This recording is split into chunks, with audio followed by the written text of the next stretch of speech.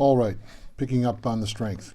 Again, this is a method of lining up these various studies from big picture to little picture. We know that, again, that the valuation was in the lower standard. We know that we were on the bottom end of the target pricing. We knew statistically that we were 5 points below, and we knew from the absolute strength number that while the based on closes was strong to the downside, the opens were not confirming.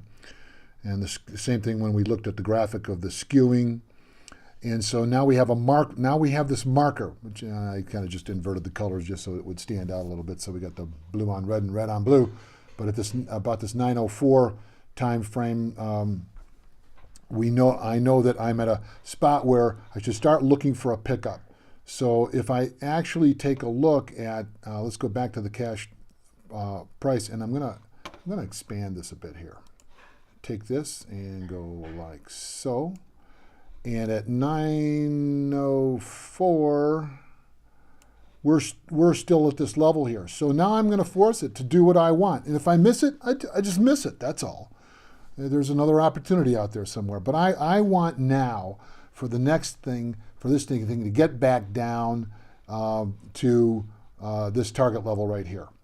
And as soon as I get any kind of an indication, any other additional confirmation, I'm going to jump on it now, because I've got very, very small price risk, and also I should have a very short time risk. So I'm going to watch for that again. I'm going to go back to the strength study and see if I get another punch down and with a turn up. I got it at 9:18 mountain, and then again right here, punch down, turn up at 9:34. So 9:18 and 9:34. So I'm going to go 9:18 right there, 9:34, getting close right here. Now, I want to go to my Keltner. The biggest Keltner I use is, you may not be able to read it, the recording, when it's recorded, sometimes the image doesn't come through as clearly, but it's a 10,000 tick bar. I'm not sure of too many people that use 10,000 tick bars, but it came down and it actually hit it just after the open, right after the open of the day, right here, and hit it. So I know that's pretty solid. That once that gets hit, that's a low. That's the low of the day. So I've got another confirmation based on my Keltner that that's the low for the day.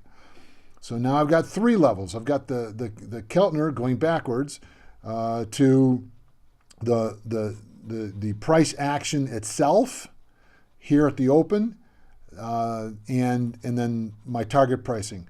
So I get down to this level. I'm picking it up either, again, let me take a look at that so I don't lead you astray. That was right here at about 9:18, and again, it turned up after punching down at 9:34. So 9:18, 9:34, and we confirmed that it wasn't quite down far enough on 9:18, and by the time we got to 9:34, we are close. So if I go over to my S&P, and I'm going to get down a bit closer here to a 400 tick, and I want to get back to the 25th. Hopefully I've got it on the 25th on this particular screen at 9:34. Drag this over, and I've got a pretty good pickup here. I'll have another session on Keltners. I run them all the way down to a 50 tick bar, and exactly how I look at that. And if anybody has TradeStation, I will export this to you so that you can have it.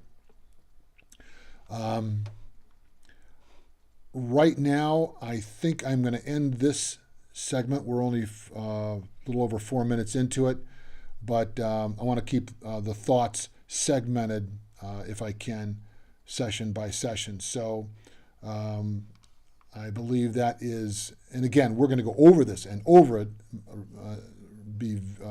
just as long as and as many times as you want on our live sessions. So I'm going to cut this at this particular point.